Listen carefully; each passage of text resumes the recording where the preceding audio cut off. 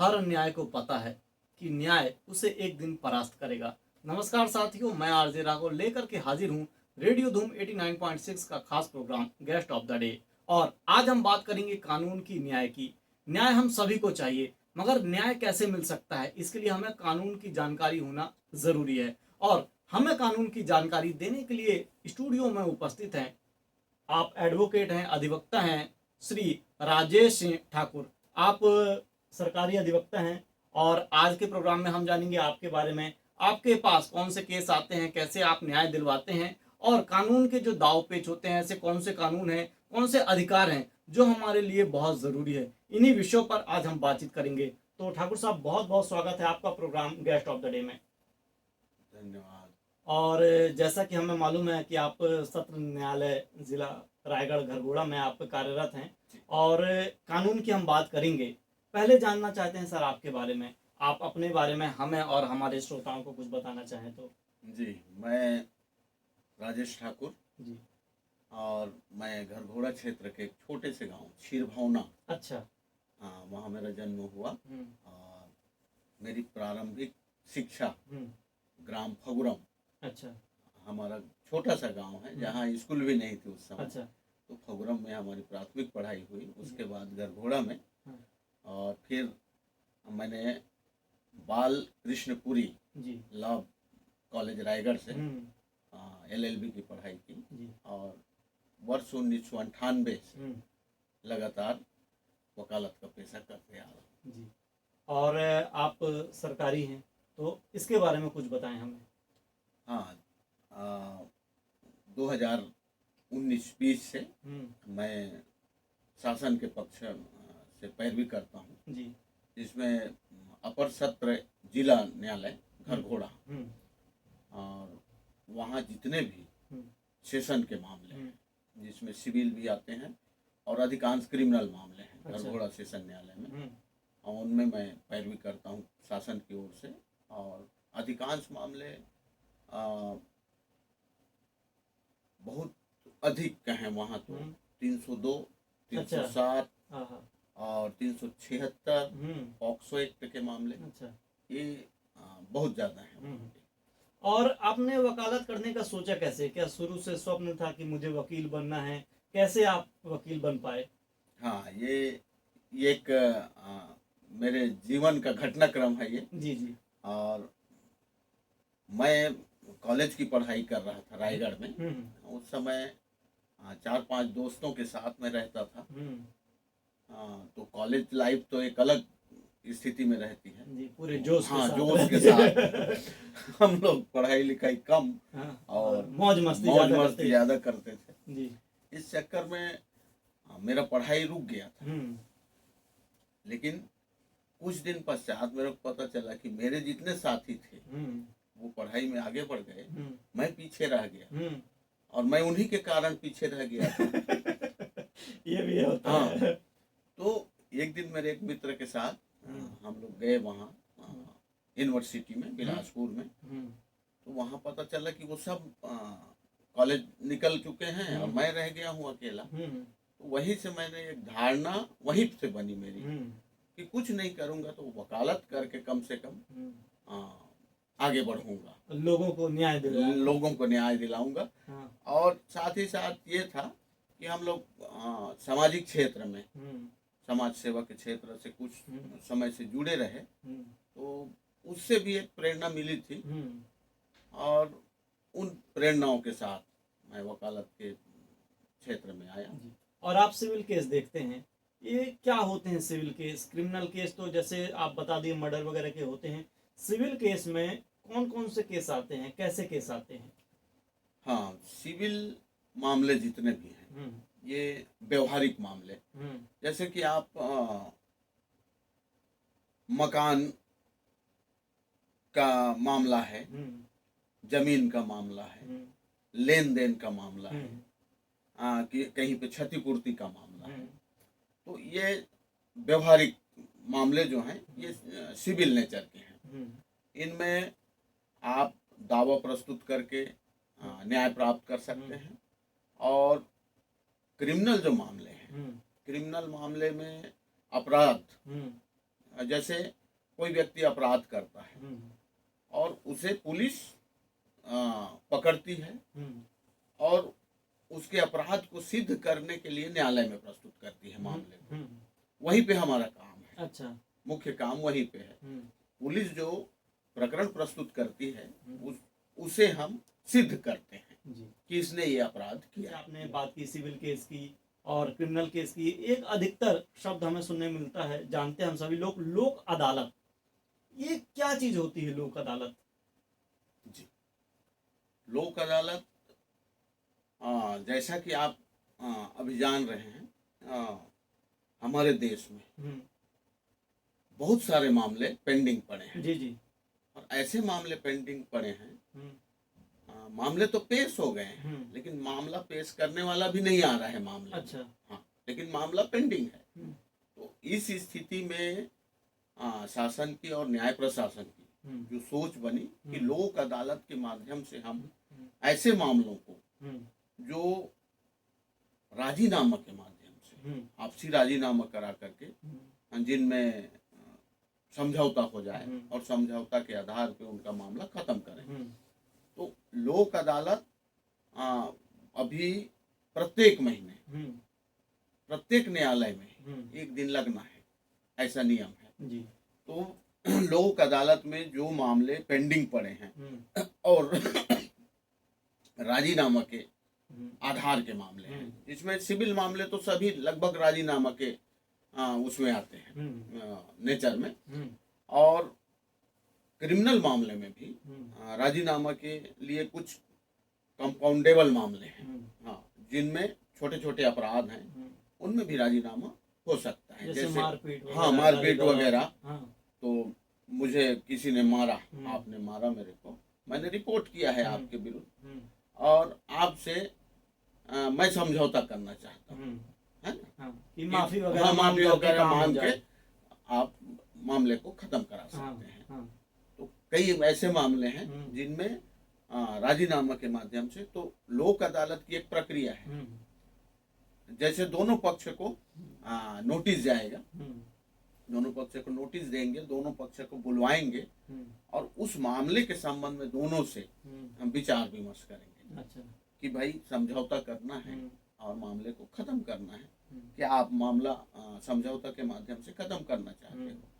तो कुछ लोग ऐसे रहते हैं कि न्यायालय आज जा करके काफी समय हो जाया रहता है, तो उस राजीनामा के आधार पे मामले को निपटाने का प्रयास करते हैं। इसमें न्यायालय की भी भूमिका है, न्यायालय में जो पीठासीन है वो भी थोड़ा प्रेरित करते हैं, और साथ में दो मध्यस्थ वकीलों को दो मध्यस्थ के रूप में पेश किया जाता है। ये सरकारी वकील रहते हैं कि प्राइवेट रहते हैं? नहीं, उसमें प्राइवेट वकील रहते हैं। अच्छा, दोनों प्राइवेट रहते हैं? दोनों प्राइवेट रहते हैं, उसमें सरकारी वकील की भूमिका नहीं है जी।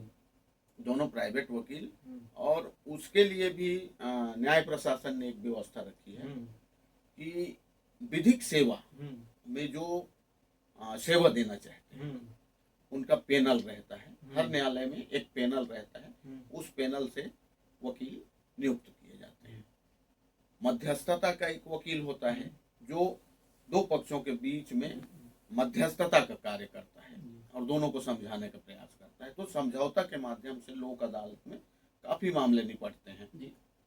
और इसका प्रोसेस क्या रहता है? और आपने बोला कि महीने में एक दिन, वो कौन सा दिन रहता है, कहाँ जाना चाहिए लोक अदालत के लिए? हम अधिकतर देखते हैं लोग कलेक्ट्रेट के भी चक्कर काटते हैं, तो कहाँ जाएं और क्या प्रोसेस रहता है? और एक बार में ऐसा कोई व्यक्ति जिससे मिलने पर उसका समाधान हो जाए, कभी कभी ऐसा रहता है कि हम कहीं जाते हैं, किससे मिलना है, क्योंकि कोर्ट में आप देखते हैं सभी वकील रहते हैं, सभी ब्लैक एंड व्हाइट देखते हैं, किससे मिलें किससे न मिलें। यदि गलत व्यक्ति से मिल लिए तो वो भी फायदा उठा लेता है। तो हम आपसे जानना चाहेंगे, अपने श्रोताओं को भी आपके माध्यम से जानकारी देना चाहेंगे, किससे मिलें और क्या प्रोसेस होता है इसका? हाँ, तो लोक अदालत के लिए एक तो लोक अदालत न्यायालय की प्रक्रिया है जी। हाँ, तो न्यायालय स्वतः उनको नोटिस देती है। अच्छा। और जिस न्यायालय से आपको नोटिस प्राप्त हुआ है उसी न्यायालय में उपस्थित होना है। अच्छा, ये छुट्टी के दिन लगते हैं। अच्छा, ऐसा भी है? ये छुट्टी के दिन ही लगते हैं, शनिवार रविवार, इस प्रकार का, शनिवार और रविवार जी। हाँ, तो छुट्टी के दिन, और उसमें आपको सिविल मामले, क्षतिपूर्ति के मामले और छोटे छोटे जो आपराधिक मामले हैं, इनमें काफी मामले निपट जाते हैं, जो बातचीत से हाँ। सुलझाए जा सकते हैं। तो उससे क्या है, आज जो न्यायालय में जो भार है मुकदमे का, वो थोड़ा सा कम हो रहा है। बिल्कुल। और किससे मिलना चाहिए जाकर के, क्योंकि वहाँ इतनी भीड़ रहती है कि वहाँ से नोटिस तो आएगा, मगर हम खुद जाना चाहें कि हमें सुलझाना है इस केस को, हो सकता है हमने कुछ ऐसा काम कर दिया हो जो गलतीवश हो गया हो और हम पश्चाताप करना चाहते हैं, बोलना चाहते हैं कि न्याय व्यवस्था से कि हमें अब आगे नहीं लड़ना, क्योंकि हम ये भी जानते हैं तारीख पे तारीख, तारीख पे तारीख, ये भी एक डायलॉग बहुत पुराना है। तो एक व्यक्ति, मान लीजिए मैं किसी चीज में हूँ, तो किससे जाके मिलूं, और एक ऐसा पर्सन जो मुझे सही सलाह दे सके। तो इसमें आप मुख्य रूप से वहाँ जो मुख्य है पीठासीन है, जो अच्छा। न्यायालय है, हाँ। सीधे न्यायालय से जाके मिलिए। तो न्यायालय में किससे, जज से मिलना हाँ, पड़ेगा? जज से मिलिए। अच्छा, अपॉइंटमेंट मिल जाता है जज? हाँ, मिल सकते हैं। हाँ। इसमें ऐसा कुछ नहीं है, कोई दिक्कत नहीं है, उनसे मिल सकते हैं। आप नोटिस लेके जाइए और बताइए कि मेरा ये मामला है, या जैसे आप मामले सुलटाना चाहते हैं तो अपने वकील के माध्यम से भी जा सकते हैं, या डायरेक्ट भी आप न्यायाधीश के साथ। जी, बहुत बढ़िया तरीके से आप बता रहे हैं, और हमें लगता है ऐसी बहुत कॉमन सी जानकारी अधिकतर लोगों के पास नहीं रहती है, और कई लोगों को देखते हैं कि घुमा देते हैं, कई लोग ठगी का शिकार भी बन जाते हैं, क्योंकि ऐसा है कि जो पीड़ित है वो अधिकतर फंस जाता है। और कभी कभी ऐसा भी होता है क्या कि दो पक्ष होते हैं, एक पक्ष यदि कमजोर हो जाता है तो उस पर दबाव डाला जाता है, तो कैसे उस दबाव से बचकर क्या वो भी सीधा न्यायाधीश से मिल सकता है? हाँ, बिल्कुल। इसमें देखिए, ठगी के शिकार जो हो रहे हैं आज हर क्षेत्र में ठगी है ना, तो हम लोग देखते हैं ऑनलाइन ठगी भी शुरू हो गया बिल्कुल है ना। वैसी न्यायालय परिसर में कई ऐसे लोग हैं जो ठगी भी करते हैं, तो इनका शिकायत भी करना चाहिए। अच्छा। इनके विरुद्ध शिकायत होना चाहिए, सीधे न्यायालय में जाके शिकायत आप कर सकते हैं।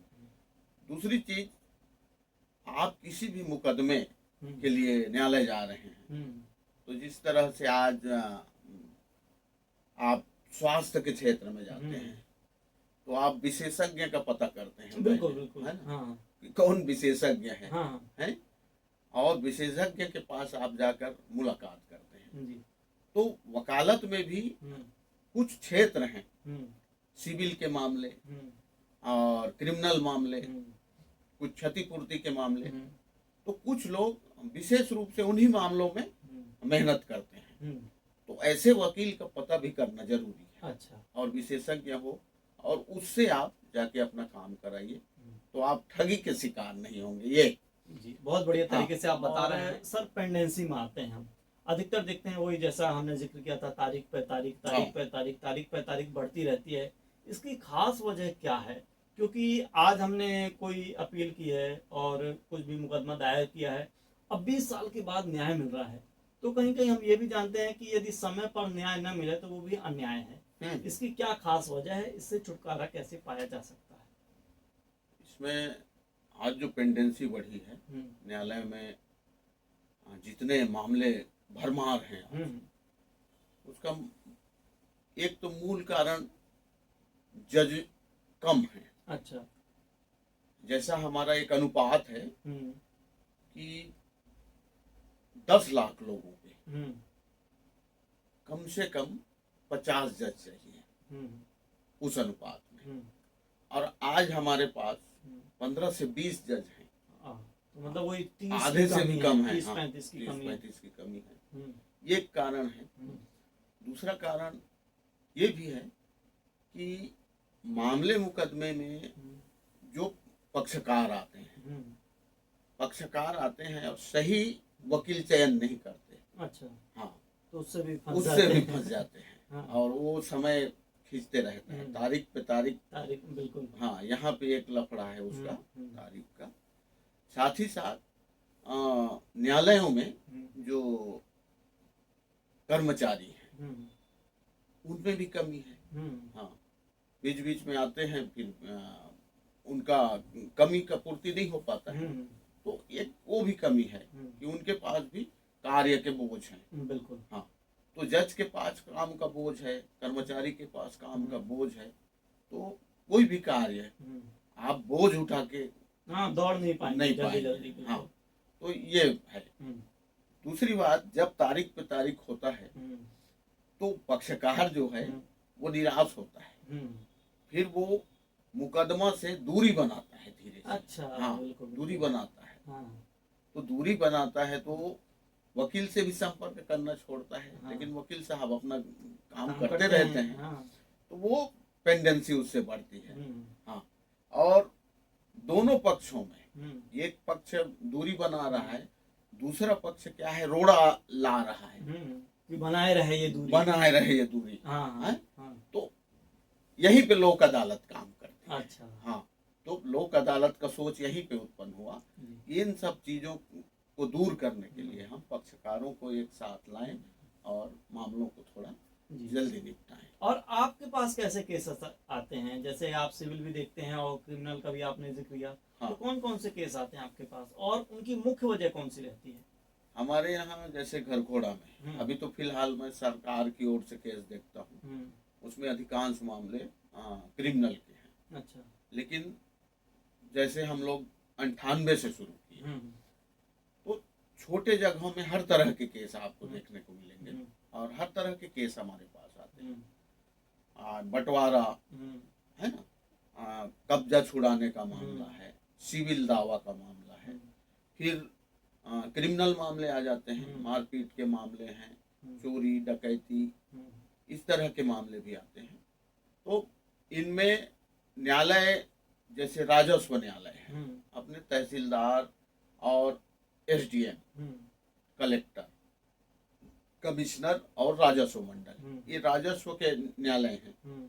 इनमें जितने जमीन के विवाद, जमीन का बंटवारा हो, चाहे खरीद बिक्री में कोई चीटिंग हुआ हो उसका मामला, कहीं पे कब्जे के विवाद के मामले हैं, ऐसे मामले आते हैं।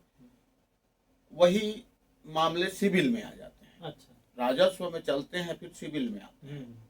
तो सिविल में भी बंटवारा का मामला है, कहीं पे चीटिंग होके रजिस्ट्री हुआ है, और कुछ क्षतिपूर्ति के मामले, ऐसे मामले आते हैं। तो हम लोग सिविल क्रिमिनल दोनों तरफ के मामले देखते हैं। और आपने बंटवारे की बात कही, अधिकतर ऐसा होता है कि लोग फंस जाते हैं क्योंकि जो व्यक्ति अपनी जमीन जायदाद देता है और बंटवारा करने के बाद वो नहीं रहा और उस समय तो सब बढ़िया चलता है, मगर परिवार है कहीं ना कहीं बाद में जाकर के प्रॉब्लम होती है, तो उनका समाधान क्या रहता है? मान लीजिए किसी पिता ने बोल दिया कि 2 एकड़ जमीन तुम्हारी, 2 एकड़ जमीन तुम्हारी, अब दोनों आपस में कर रहे हैं, कोई 2.5 एकड़ कर दिया, कोई 1.5 एकड़ कर दिया, 10 साल के बाद उन दोनों की नहीं बनी, मगर उपयोग ऐसा कर रहे हैं कि जैसे हमारा है। क्या कभी ऐसे केस आपके सामने आते हैं? तो उनका निपटारा कैसे करते हैं आप?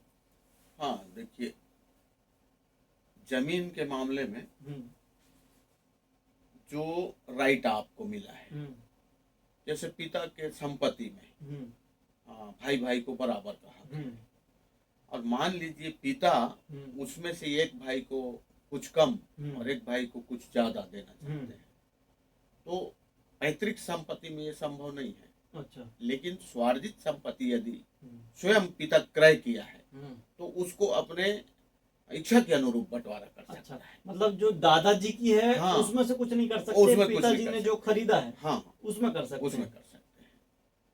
तो पिता ने खरीदा है तो अपने बच्चों के लिए जिसको जितना देना चाहे वो उनको वसीयत के आधार पर कर सकते हैं। और अधिकतर भाई भाई में तो बात आई, बहन की बात भी आ जाती है कभी कभी। अधिकतर भारत में तो बहुत कम ऐसा देखने को मिलता है, मगर शुरुआत में कुछ नहीं करते, मगर 5-10 साल के बाद यदि उनकी कोई छोटी बहन है, कोई भी बहन है, और जब कोई चीज़ बिकती है, शुरू में कोई मांग नहीं करते हैं। और एक केस ऐसा ही था, मतलब उदाहरण के रूप में आपको बताना चाह रहा हूँ, उनकी प्रॉपर्टी बहुत महंगी बिकी, तब बहन को लगा कि अरे ये तो करोड़ों में खेल रहे हैं, तब उन्होंने दावापत्ती कर दिया कि अब मुझे भी चाहिए। तो ऐसा हो सकता है, उसका क्या निपटारा किया जा सकता है? हाँ, देखिए, अब क्या है, उनको कानूनी अधिकार तो प्राप्त है, बहनों को अधिकार दिया गया है, तो बहनों को बंटवारा देना पड़ेगा। अच्छा। लेकिन क्या है, सामाजिक रूप से हम हाँ हाँ समाज में देखिए, संपत्ति आने के बाद संपत्ति बीच में आती है, फिर रिश्ते में खटास आती है। वो तो शुरू से मुझे लगता है द्वापर में जो महाभारत का युद्ध हुआ इसी के कारण हुआ। तो हम लोग ये देख रहे हैं गरघोड़ा क्षेत्र में अभी भू अर्जन के मामले अधिकांश आ रहे हैं। हाँ भू अर्जन के मामले में पैसा अधिक आ रहा है, जमीन तो जा रही लेकिन पैसा अधिक आ रहा है। तो कई बहनें जिनका अता पता नहीं था, 20 साल पहले शादी हो गई, 25 साल पहले 25 शादी साल 30 साल पहले शादी हो गई थी, वो भी आके बंटवारा लेना शुरू कर दिए।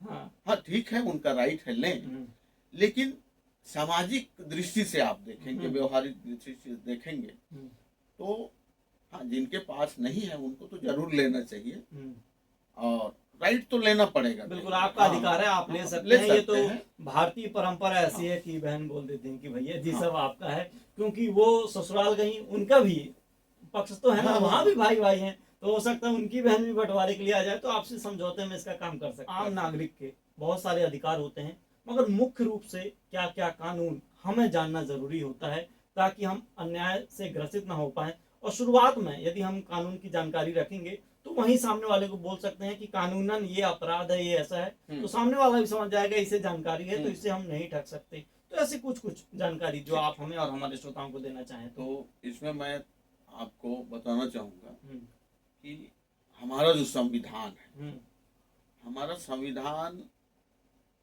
हमारे देश की आत्मा है, और वहीं से हमारे कानून, हमारे अधिकार हमें मिले हैं। तो मौलिक अधिकार जो मिले हैं हमें,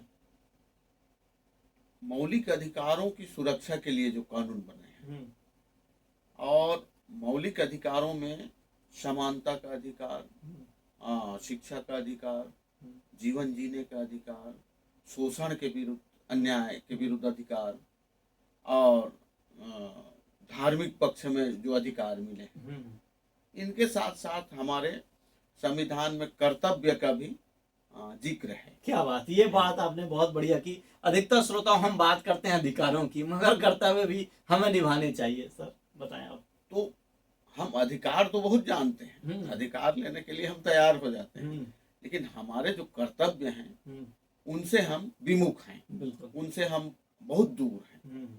तो अधिकार और कर्तव्य का जो तालमेल है, इसको यदि हम आपस में बिठाएं तो इतनी जो जटिलताएं हैं कानून की जो आ रही हैं, हमको आवश्यकता पड़ रही है जानने की, ये जरूरत नहीं पड़ती। लेकिन आम नागरिक जो है अपने कर्तव्य से विमुख है और दूर हो गया है।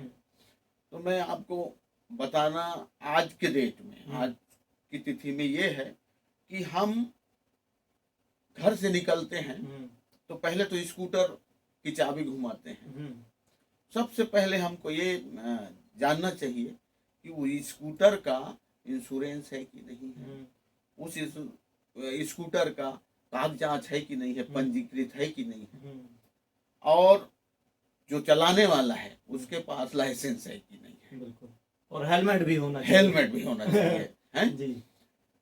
मोबाइल पकड़ के निकल रहे हैं तो मोबाइल में हम किसको क्या मैसेज कर सकते हैं, किससे क्या बात कर सकते हैं, मोबाइल का उपयोग किस हद तक कर सकते हैं। आज की आधुनिक जो टेक्नोलॉजी का युग है, आज की तकनीकी युग में हम मोटरसाइकिल, मोबाइल, इसके बारे में जरूर जानें कि हमको कहाँ पर अड़चन आ सकती है, तो उससे हम लफड़े से बच सकते हैं। दूसरी चीज, हम आज पुलिस के मामले, पुलिस थाने में जो मामले आते हैं, आपने पुलिस को बुलाया, बिठा दिया है, 4 घंटे बिठा देगा तो पसीना शुरू हो जाता है। तो आपको ये अधिकार है कि आपको क्यों बिठाया गया है, ये आप पूछ सकते हैं उनसे। आप अपने कानूनी सलाहकार को बुला करके वहां उनसे सलाह लेकर जवाब दें। अच्छा, ऐसा भी आपको अधिकार है। मतलब सीधे जाके इंट्रोगेशन जो करते हैं, सीधे पूछताछ करते हैं, तो आप ये कह सकते हैं कि मैं अभी कुछ नहीं बोलूंगा जब तक मेरे वकील मेरे साथ नहीं होंगे। जी। और आप जैसे पुलिस के पास गए हम्म, तो पुलिस का ये दायित्व है हम्म, कि आपको यदि गिरफ्तार कर रहा है हम्म, किसी भी मामले में, हम्म, तो आपके परिवार में वो सूचना देगा, अच्छा। गिरफ्तारी की सूचना देगा हम्म, कि मैं इनको गिरफ्तार कर रहा हूँ। ये हम्म, सूचना देना उनको आवश्यक है। हम्म, और आपको जब बुलाते हैं हम्म, थाने में, हम्म, तो भी आपको वो नोटिस दे के ही बुलाएंगे अच्छा। कि आपको इस विषय में पूछताछ करनी है, आप उपस्थित हो जाइए। अधिकतर हम जो टीवी में देखते हैं कि सीधे पुलिस गई उठा के कॉलर पकड़ के ले आती हाँ। है, तो ऐसा क्यों हो जाता है? नहीं, ये क्या है, देखिए हमारा जो साहित्य हम्म, और सिनेमा हम्म, हमारे समाज का दर्पण है ये। हम्म, तो जैसा दर्पण दिखाता है वैसे समाज भी होता है। अच्छा। हाँ, आज हमारे साहित्य भी बिगड़े हुए हैं, हम्म, हमारी सिनेमा भी बिगड़ी हुई है। हम्म, तो सिनेमा का, जैसे हम लोग छोटे छोटे थे हम्म, तो कहीं से डाई मारना, हम्म, उछल कूद करना, ये सब देखते थे, फाइटिंग वाइटिंग देखते थे, तो घर में भी जाके थोड़ा सा प्रयास करते थे दोस्तों डिसम में, डिसम है ना। जी। तो पुलिस भी ऐसा कुछ करती है, हम्म, लोग बाग भी ऐसा कुछ करते हैं। हम्म। हाँ, मगर नियम यही है कि आपको जानकारी देंगे देंगे, तभी कर हाँ। पाएंगे। और अधिकतर हम देखते हैं कि पुलिस वाले जहां जाना चाहते हैं, यदि वो बहुत समय तक नहीं मिलता है, तो इस स्थिति में मजबूरन उन्हें छुपा करके सीधे उनको लाना पड़ जाता होगा। कई उनके साथ भी कई मजबूरियां हैं। हम्म, और वास्तव में देखेंगे तो हम लोग जिन चीज़ों से प्रभावित हम्म, हैं वो सब दिखाई नहीं देती हैं। बहुत हम्म, सारी चीज़ें हैं हम्म, वातावरण में हम्म, जिनसे हम सब प्रभावित होते हम्म, हैं। बहुत सारी चीज़ें दिखाई नहीं देती हैं, हम्म, लेकिन हम महसूस करते हैं, बिल्कुल, कि हाँ इन चीज़ों से प्रभावित है। प्रभावित हैं। जी, बहुत बढ़िया तरीके से आप बता रहे हैं। और केस में हम अधिकतर आते हैं जमीन जायदाद के जो केस रहते हैं, और जबरदस्ती कब्जा करने की बात आती है। पहले आपने जो बताया कि पारिवारिक बंटवारे की बात आई। अब किसी की कोई जमीन है, वो व्यक्ति यहाँ नहीं रह रहा है, अपनी जमीन लेकर के बाहर रह रहा है। अब वो जब 5 साल के बाद 10 साल के बाद आता है, अब जरूरी नहीं कि हर खेत में कोई सीसीटीवी लगाए। अब पता चलता है कि कोई अधिग्रहण कर लिया है। अब वो आकर के केस करता है, पहले तो समझाता है, वो बोलता नहीं ऐसा वैसा, फिर केस में जाता है। तो अब हो सकता है कि 10 साल के बाद उसे न्याय मिल जाए, 5 साल के बाद, जो भी उसका टाइम ड्यूरेशन रहेगा। मगर ये 10 साल क्षति हुई, उसने समय दिया, पैसा दिया, और मानसिक रूप से भी डिप्रेस्ड हुआ।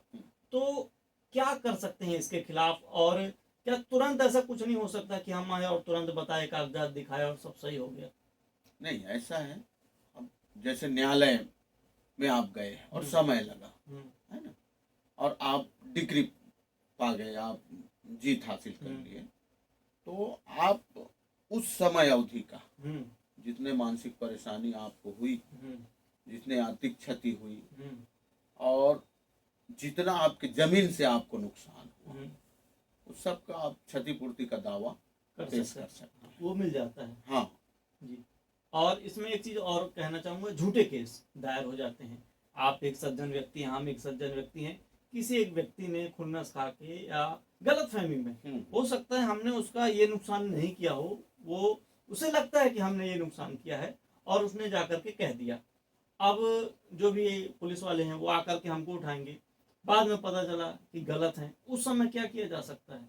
उसकी गलत फहमी के चक्कर में तो हुआ। और दूसरी चीज, यदि वो झूठा है तब तो उसके खिलाफ कार्रवाई करना बहुत जरूरी हो जाता है, क्योंकि उसने जबरदस्ती फंसाया।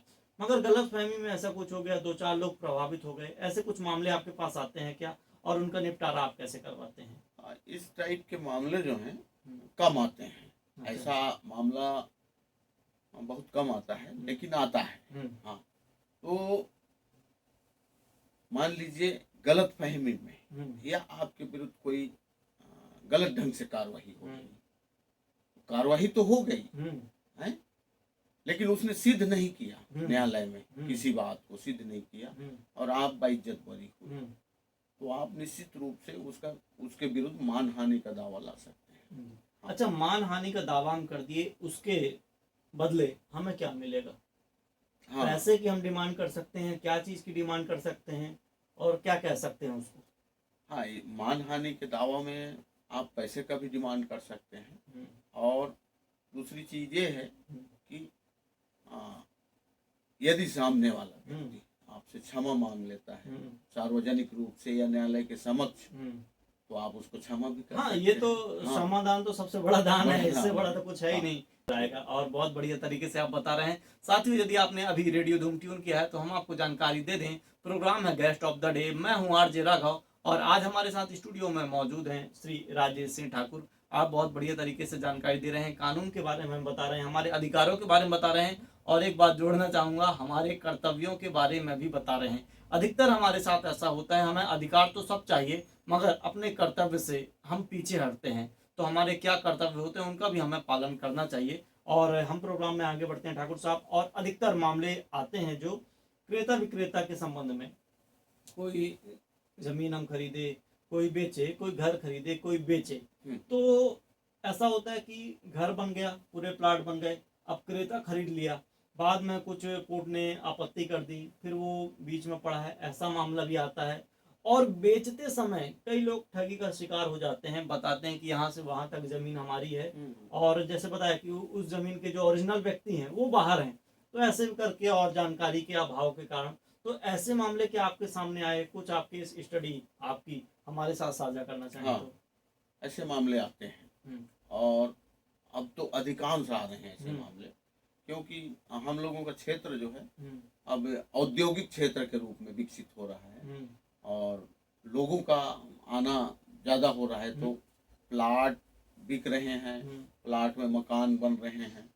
तो आप कहीं भी प्लाट खरीदते हैं तो सबसे पहले उस प्लाट के जो मालिक हैं उनका पेपर देखिए, हाँ, उनका पेपर पहले सर्च कराइए। हाँ, हमारे यहाँ सर्च के लिए मामले आते हैं कि कितने वर्ष से उसका कब्जा चला आ रहा है। अच्छा, हाँ।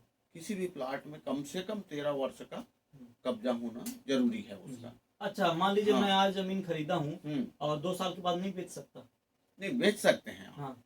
लेकिन उसका सर्च होना चाहिए कि इसके पहले वो किसका था। अच्छा, और उनका कब्जा था कि नहीं था, इसमें कोई मामला चल तो नहीं रहा है। हाँ। इन चीजों का आप सर्च करिए पहले। हाँ, सर्च करने के पश्चात जब वो भूमि आपको क्लियर मिलेगी तब उसको आप खरीदिए। सर्च करने के लिए कहाँ जाना पड़ता है? सर्च करने के लिए वकील के पास जाना। अच्छा, मतलब आपकी जरूरत पड़ती है। हाँ। और आपने वकील की बात की और बीच में मैं रोक रहा हूँ, अधिकतर पैसों की कमी के कारण, आर्थिक तंगी के कारण, आप और हम सब जानते हैं कि बहुत पैसा लगता है कोर्ट कचहरी में।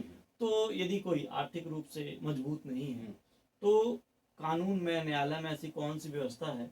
आप तो सरकारी वकील हैं, आप बोलेंगे हम तो हैं ही, तो ऐसी कौन सी व्यवस्था है जिनमें वो आर्थिक रूप से यदि तंगी है उनके पास तब भी वो न्याय पा सकते हैं?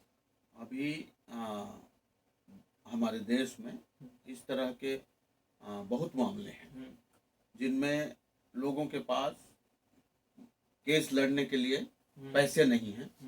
तो ऐसी स्थिति में प्रशासन का जो सोच है कि सबके लिए न्याय, तो विधिक सेवा, लीगल एड सुने होंगे, लीगल एड का कार्यक्रम चलता है।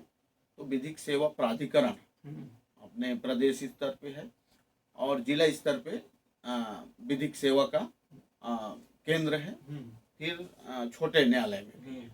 तो जो विधिक सेवा है वो गरीबों के लिए, जिसमें कम से कम 2 लाख के नीचे जिनका आय है, 2 लाख रुपए से वार्षिक आय कम है, उनके लिए, महिलाओं के लिए, और जो बंदी हैं, जो न्यायिक हिरासत में रहते हैं, जो अपराधी या आरोपी जो जेल में है जी, क्योंकि उनके पास आर्थिक तो कोई स्रोत नहीं होता, तो उनके मामले, इसके लिए विधिक सेवा के माध्यम से शासन वकील प्रदान करती है। अच्छा। इसमें भी पैनल होता है, जितने पैनल में लॉयर हैं, जितने वकील हैं, उनमें से किसी न किसी को उसमें एंगेज करते हैं और उसका कम से कम लगभग 7,000 से 10,000 रुपए तक फीस जो है शासन वकील को प्रदान करती है। हाँ, तो उसमें महिलाओं के लिए, बच्चों के लिए, मानसिक रूप से जो रोगी हैं, मानसिक रोगी हैं, मानसिक रूप से विक्षिप्त हैं, उनके लिए, और जितने आपके आरोपी जो जेल में बंद हैं उनके लिए, और 2 लाख से जिनका आय कम है उन सभी के लिए। हम कह सकते हैं कानून हर किसी के लिए है, न्याय हर किसी के लिए है, और अर्थ ये काम नहीं आएगा। मतलब यदि आपके पास अर्थ की कमी है तो व्यर्थ नहीं जाएगा नहीं आपका जाएगा, न्याय, हम ऐसा बिल्कुल। कह सकते हैं। और समय की बहुत कमी है और मैं चाहता हूं कि आपसे जल्दी जल्दी बहुत सारे प्रश्न कर लूं, और ये जानना चाहते हैं जैसे सत्र न्यायालय, जिला न्यायालय और हाई कोर्ट, सुप्रीम कोर्ट, ये कैसे होते हैं और कहाँ न्याय नहीं मिलता तो आगे जा सकते हैं, कहाँ तक जा सकते हैं, इसके बारे में यदि कुछ आप बताना चाहें हाँ, तो। इसमें न्यायिक व्यवस्था जो है, हम्म, न्यायिक व्यवस्था देखिए, सुप्रीम कोर्ट, हम्म, सर्वोच्च न्यायालय जो है हम्म, हमारा सबसे उच्च स्तर का न्यायालय वो है। सर्वोच्च बोल सकते हाँ, वो हैं। सर्वोच्च ही है। हाँ। उसके निचले इसमें प्रत्येक राज्य में हम्म, उच्च न्यायालय है। हम्म, उच्च न्यायालय के बाद हमारे जिला न्यायालय, हम्म, जैसा कि अभी जहाँ मैं करता हूँ वो जिला न्यायालय का एक पार्ट है। अच्छा। हाँ, तो उसके नीचे भी एक न्यायालय है। अच्छा, हाँ, वो कौन सा है? मजिस्ट्रेट का न्यायालय है। अच्छा। हाँ, मजिस्ट्रेट के न्यायालय, उसमें आपके छोटे मामले जी है ना, जिनमें कम से कम 3 साल तक की सजा के मामले, सिविल मामले और क्षतिपूर्ति के मामले, ऐसे मामले आते हैं। वहाँ कोई व्यक्ति, किसी को न्याय प्राप्त नहीं हुआ या उसके विरुद्ध में कोई आदेश हुआ, उसका वो अपील जिला न्यायालय में कर सकता है।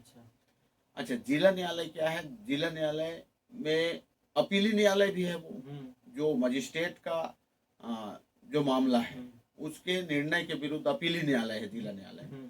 और साथ ही साथ जिला न्यायालय में सेशन के मामले, जिनमें आपके बड़े जो अपराध हैं, मर्डर के अपराध हैं, बलात्कार के अपराध हैं, आजकल पॉक्सो एक्ट जो चल रहे हैं, जिनमें बच्चों के साथ जो अत्याचार अन्याय हो रहे हैं, उसके लिए विशेष पॉक्सो एक्ट बना गया है। वो मामले वहाँ वो उनके लिए विचारण न्यायालय हो, वहाँ पे उनकी सुनवाई होती है, वहाँ पे उनके साक्ष्य लिए जाते हैं। वहाँ यदि कोई व्यक्ति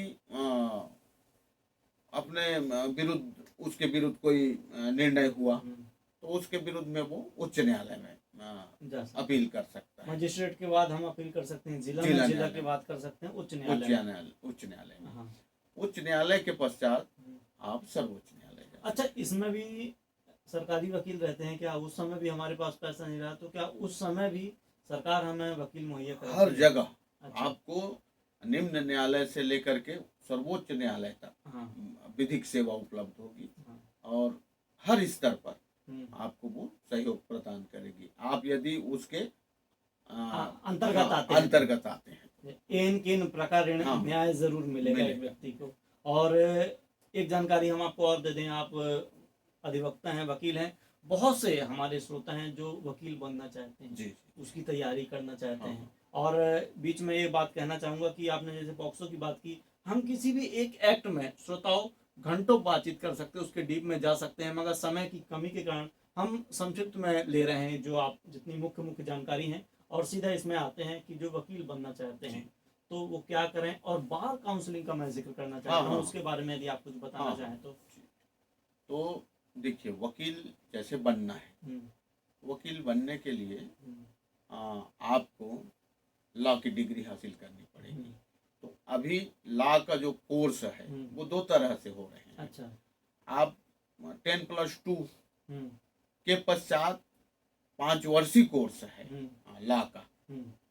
तो 5 वर्षीय कोर्स में आप BA LLB, BCom LLB ऐसा कर सकते हैं 5 वर्ष। उसमें 1 साल की बचत होती है, क्योंकि 3 साल ग्रेजुएशन में गया और 3 साल लॉ में जाता है, तो 1 वर्ष की बचत हो जाती है। हम लोग 6 वर्ष में पूरा किए थे, ग्रेजुएशन किए, फिर उसके बाद वो किए, लॉ किए थे। तो उसका 2 पार्ट में चल रहा है। ये ग्रेजुएशन के बाद आप जाएंगे तो 3 वर्षीय कोर्स मिलेगा आपको। तो आप जिस विषय में भी ग्रेजुएशन करते हैं, BA BSc BCom जो भी करते हैं, उसके बाद LLB की पढ़ाई कर सकते हैं। तो उसमें आपको 6 साल लगेंगे, है ना। और इसमें जो है आपको डायरेक्ट 5 साल में पूरा हो जाएगा। तो पहले से बनना पड़ेगा कि हाँ, अधिकतर लोग जैसे आप बाद में डिसाइड किए कि हाँ। मुझे वकील बनना है, हाँ, तो हाँ। थोड़ा समय जाता है। और बार काउंसलिंग में पूछूंगा, इसमें ये जानना चाहता हूँ क्या 3 साल का ये कोर्स होता है, 5 साल का कोर्स होता है, इसमें स्पेशलाइजेशन वाली कोई चीज रहती है क्या, कि यहीं डिसाइड हो जाए कि मुझे सिविल एडवोकेट बनना है कि क्रिमिनल बनना है? नहीं, कोर्स वही रहेंगे आपके। अच्छा। कोर्स जो है लॉ के वही रहेंगे बेसिक। उसके पश्चात आप, है ना, जिस क्षेत्र में आपका जाना है, रुझान है, जहाँ पकड़ है, उस क्षेत्र में आप कर सकते हैं। उसके लिए क्या करना पड़ता है? अलग से कोई कोर्स करना पड़ता है कि सीधे उनके इसमें? नहीं, उसके लिए कोई कोर्स अलग से करना नहीं पड़ेगा आपको। उसमें ऐसे चैम्बर आपको डिसाइड करने पड़ेंगे। जैसे मैं बोला कि विशेषज्ञ जो होते हैं, तो यहाँ आजकल उस तरह के विशेषज्ञ खुद चुन सकते हैं कि मेरी विशेषज्ञता क्या है, मुझे कहाँ जाना है। और LLM इसमें भी जाते हैं, ये मास्टर डिग्री होती है, इसमें भी स्पेशलाइजेशन होता है कि नहीं होता है? हाँ, इसमें होता है। इसमें होता है। उसमें एक विषय को लेकर के आगे बढ़ सकते हैं। जी। अब बार काउंसलिंग की बात करते हैं। क्या है बार काउंसिल, इसमें रजिस्ट्रेशन कैसे करवाएं? और पहले हम जानते थे कि करने के बाद तुरंत हो जाता था, अभी एग्जाम वगैरह भी कुछ देना पड़ता है, एग्जाम वगैरह। तो इसका क्या प्रोसेस है? तो इसमें देखिए, बार काउंसिल जो है एक हमारी सर्वोच्च संस्था है, बार काउंसिल ऑफ इंडिया।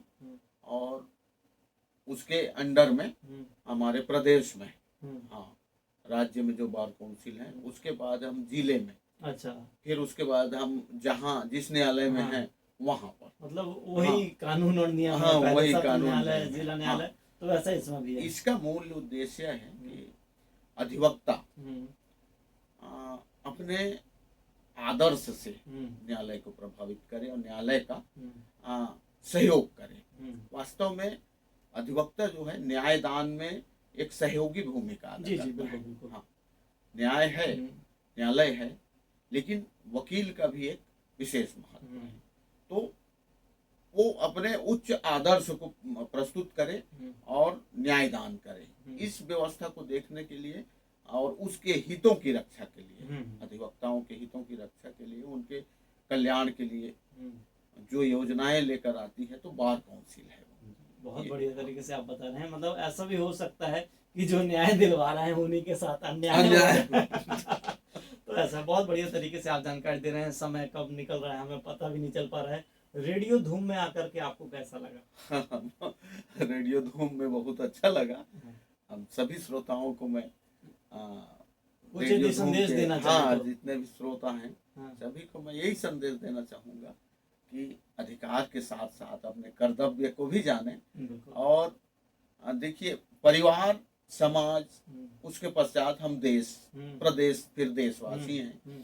तो हम जिस तरह से परिवार में हम बड़ों का इज्जत सम्मान करते हैं, उसी तरह से समाज में भी बड़ों का इज्जत सम्मान करें। और उसके बाद हमारा देश तो है ही, सर्वोपरि है, जिसने हमें ये जीवन जीने का जो स्वतंत्रता दिया है, है ना। हम अपने स्वतंत्र जीवन जी सकते हैं, स्वतंत्र विचार रख सकते हैं, कुछ भी बोल सकते हैं, है ना। तो देश के लिए हमारी क्या जिम्मेदारी है, इस पे हमको विचार करना होगा और सभी को विचार करने के लिए मैं निवेदन करता हूँ। क्या बात सर, आपका बहुत बहुत धन्यवाद रेडियो धूम में आने के लिए, हमारे श्रोताओं से बात करने के लिए। और श्रोताओं, एक जानकारी मैं दे दूं कि कानून एक ऐसी चीज़ है जिसमें हम कितनी भी बहस कर लें, अधिकतर बहस होती है, आप लोग के यहाँ एक शब्द है, कितनी बहस कर लें, कितनी बातचीत कर लें, ये समुद्र है, इसमें से पूरा जान पाना तो एक प्रोग्राम में मुश्किल है। मगर हमारी कोशिश ये रहती है कि जितनी ज़्यादा से ज़्यादा जानकारी हो सके तो हम आप तक पहुँचाएँ, ताकि आप उन अधिकारों का प्रयोग कर सकते हैं। आपके साथ कहीं अन्याय होता है तो आपको ये जानकारी रहे कि मेरे साथ अन्याय हो रहा है और इस अन्याय के खिलाफ मुझे कहाँ जाना है। सर, आपका बहुत बहुत धन्यवाद रेडियो धूम में अपना समय देने के लिए। बहुत बहुत शुक्रिया।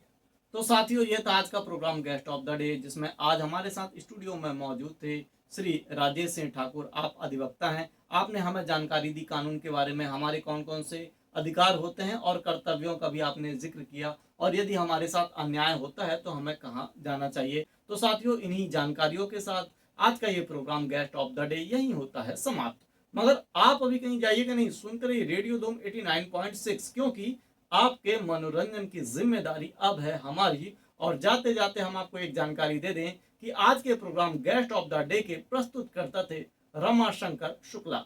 नमस्कार।